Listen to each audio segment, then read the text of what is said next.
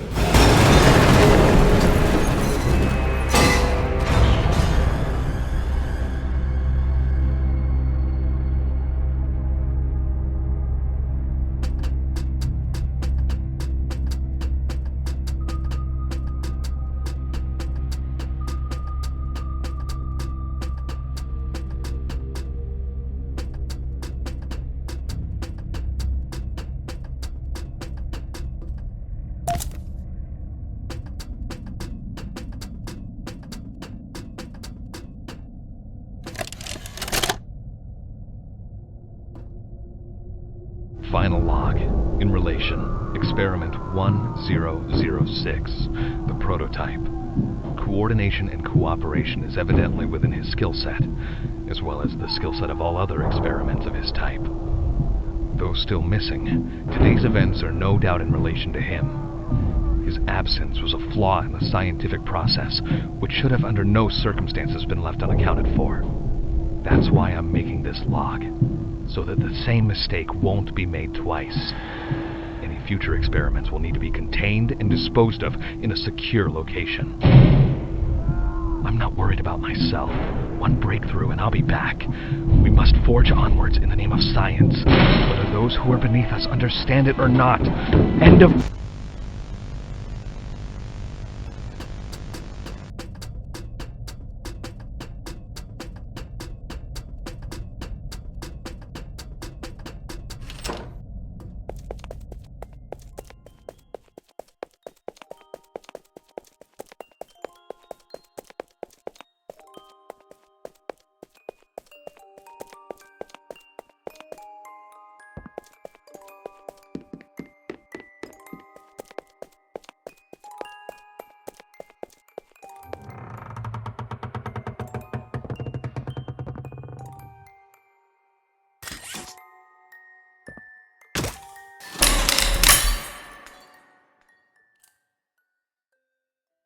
You opened my case.